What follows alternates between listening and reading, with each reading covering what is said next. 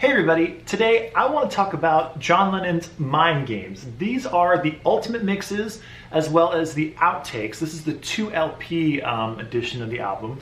This just came out this Friday. Today is Sunday afternoon as I'm recording. And I wanted to just give you my thoughts on this particular pressing of this album. Now, this is the only thing I'm going to be buying from the whole Mind Games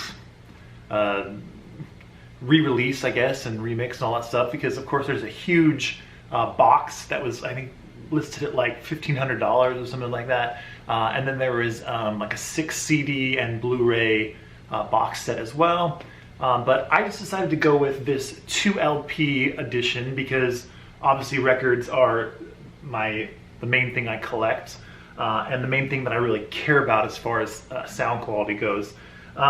So this is the one I went with. I'm going to show you, just roughly show you what the packaging's like. The packaging, I gotta say, is my favorite part of the whole thing. Here is the front cover. Looks very cool, and it's on very thick, a very thick cardboard, which I think is very nice. The back is nice as well. And it is a gatefold. Very cool picture of John and Yoko at the recording console, and then a cool picture of all the recording tape boxes as well. And of course it lists who plays what and all that stuff, which I really like. The one thing I don't like about the inside gatefold or anywhere on here, it doesn't list anything about Sean Lennon or who remixed it or who mastered it or where it was pressed or anything like that. No information about that whatsoever. It has all the old information that you could find on the original pressings of Mind Games, which is nice to have, of course, but nothing brand new. The only thing that was new that had any information at all was the hype sticker, which I attached to the inner sleeve here. And I don't know if you could see that or not, but it just says John Lennon Mind Games, the ultimate mixes, the outtakes, 2 LPs, a poster, 2 postcards, and an 8-page booklet. Completely remixed from the original multi-tracks. It doesn't list Sean Lennon in any way, and while I guess that was kind of a humble move, I would like to, at least somewhere inside, see who was in charge of this new project, because I don't think everybody knows. But anyway, that's just my first early complaint about the packaging. But I might as well show you this. This is the original inner sleeve that came with the original album. It has the lyrics on it. And these records did not come, they just came in these paper sleeves. I have put them into poly-lined inners because I want to keep them nice.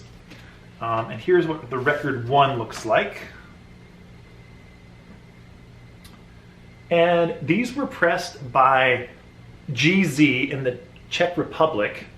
And there's a bit of a problem with that because GZ, as some of you may or may not know, they have quality control problems. And luckily, the 2 records that I have in my set are both flat. They both are totally flat. They have no warping whatsoever.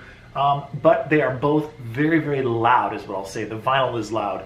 What do I mean by that? Maybe you're not familiar with this terminology. What I'm describing is, it's not the music itself. The actual surface of the vinyl is loud. So in between songs, you can hear how loud it is. Because it's just supposed to be silent. There are records that are pressed by a lot of other companies, like Optimal in Germany. They do great work. In between their tracks, it's dead silent. That's what you want.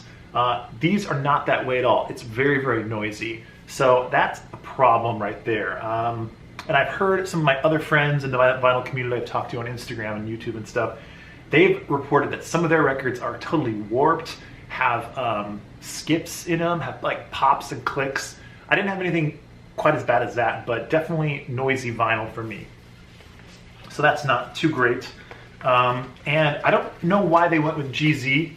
I guess it's GZ Media, I believe that's the full name of the company. I guess they're trying to save money or something like that, but anyway, this is the booklet that comes. It's a very much nothing of a booklet is what I would say.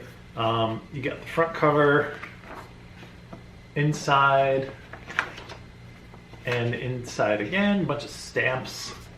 Inside back, and the back cover. I have heard that if you hold a black light up to a bunch of stuff within this packaging, that there's a bunch of stuff that shows up. I have not tried that yet. I don't have a black light or a UV light, or I guess I don't know what it is, but something like that. And it does show some hidden images within all this artwork, but I don't really have the time to do that, and I don't have the capability to do it. So let me know in the comments below if there's anything I'm missing here. Okay, so that's record 1. And then record 2 comes in this sleeve. It says Mind Games, which is really cool. And it has a picture of John on the back, and it has all the lyrics to the album that start with Mind Games and go all the way to the very end to Meat City.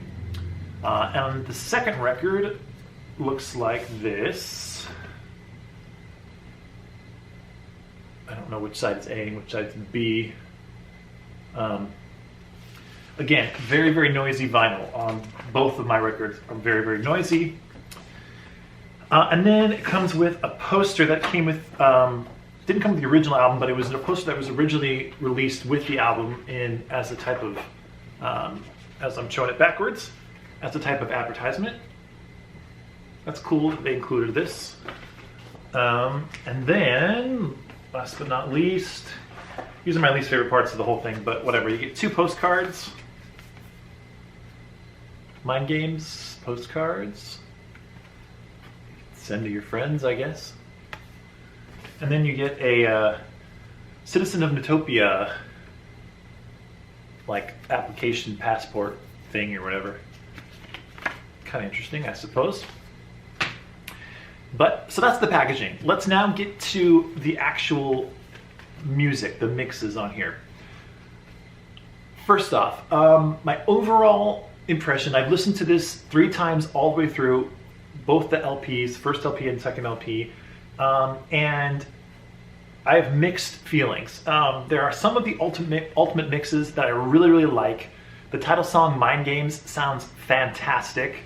I also really, really like how Asimu Sen, I'm Sorry, sounds excellent.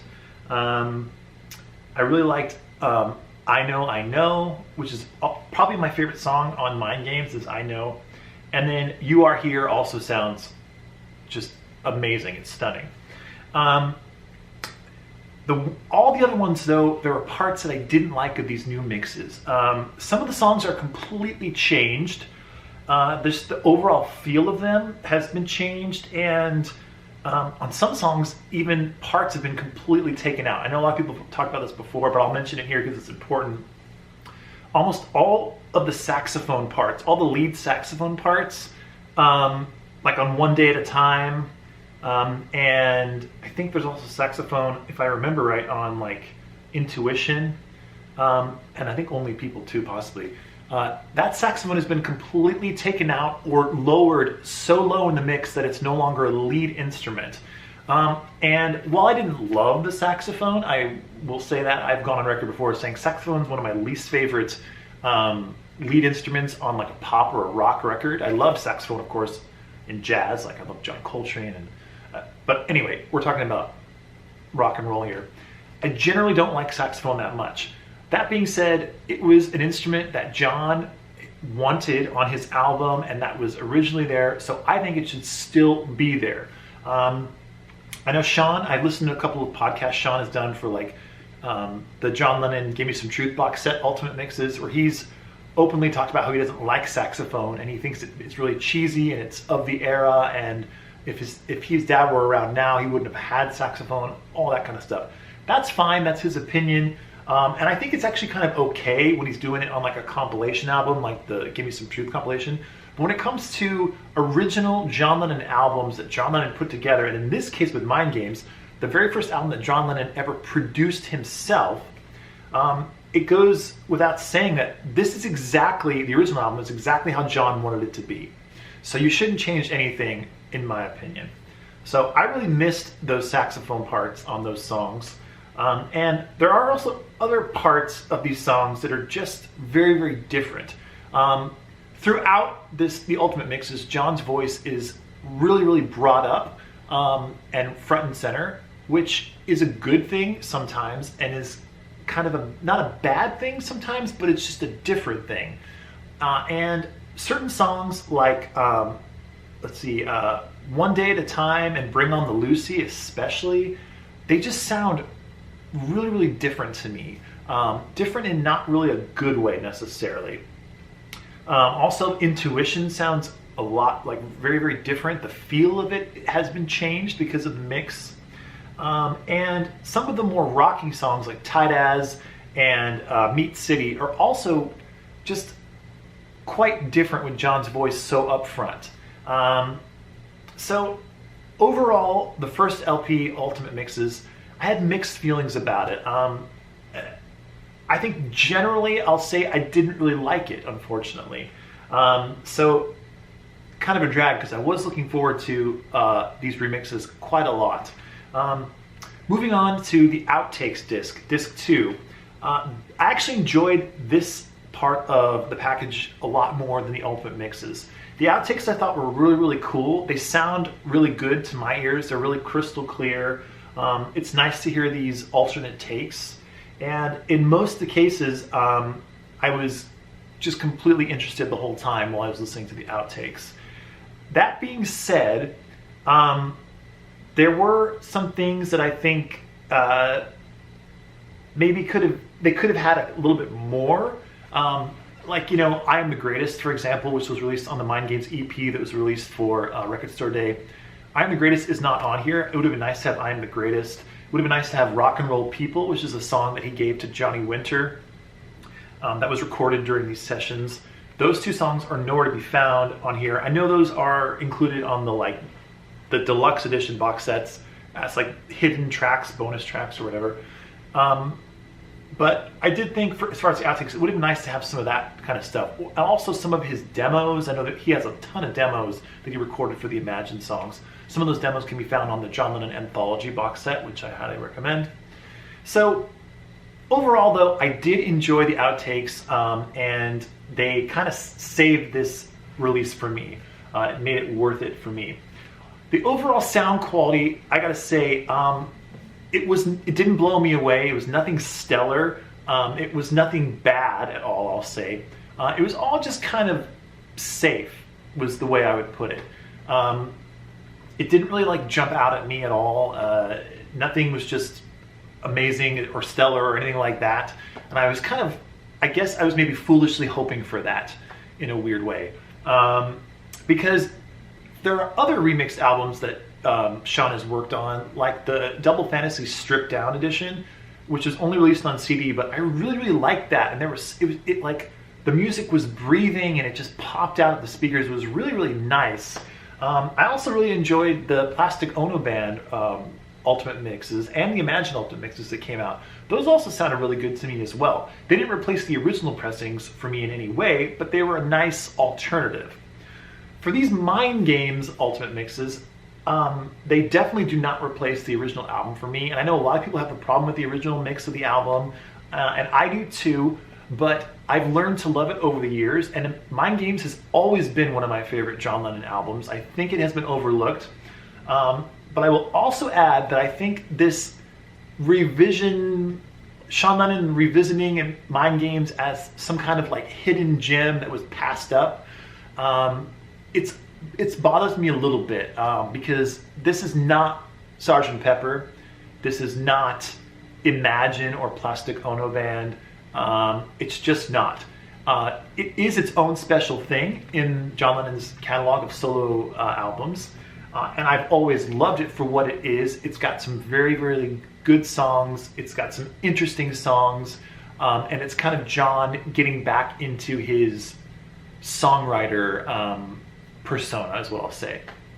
So I've always loved it. I'm in no way putting this album down. I just think this like extra hype of like some people making comments like, oh my God, this is it's a masterpiece that was forgotten and that everyone just passed it by when it first came out. I don't agree with that really at all. I think it's great, and I think it's nice if people are discovering it for the first time because it's John Lennon and he's a genius, and he wrote some amazing songs on this album. I will definitely agree with that. But in no way is this John Lennon's masterpiece. That's just, in my opinion at least, that's just not how it is. It's either, that belongs to the Plastic Ono Band, Imagine. I would even put Walls and Bridges above Mind Games as far as John Lennon's solo albums. I love Walls and Bridges. So yeah, that's my overall opinion on this Mind Games album. I'd love to know in the comments below what you think. Maybe some of you bought the Super Deluxe 6-disc CD Blu-ray version, and you're probably enjoying all those outtakes and all the different alternate mixes and the evolution mixes and all that kind of stuff. I'd love to know in your comments below what you think about that. And maybe you got this particular version of the album, and I'd love to know the quality of the vinyl that you got, because like I said, mine's okay as far as warpage and stuff like that, but the actual vinyl quality was very, very noisy. So overall, didn't really love it that much, I'm sorry to report, but what can you say? You know, not everything that comes out is going to be something that I love. So I hope you all will understand. My opinion is just my opinion, and that's it. So hope you're all doing well. I am going to be making a video about Paul McCartney's One Hand Clapping album that came out a couple weeks ago. I've been listening to that a lot. Haven't made a video for it yet, but that's coming up next. So stay tuned. Hope you're all doing well. Take care, and bye for now.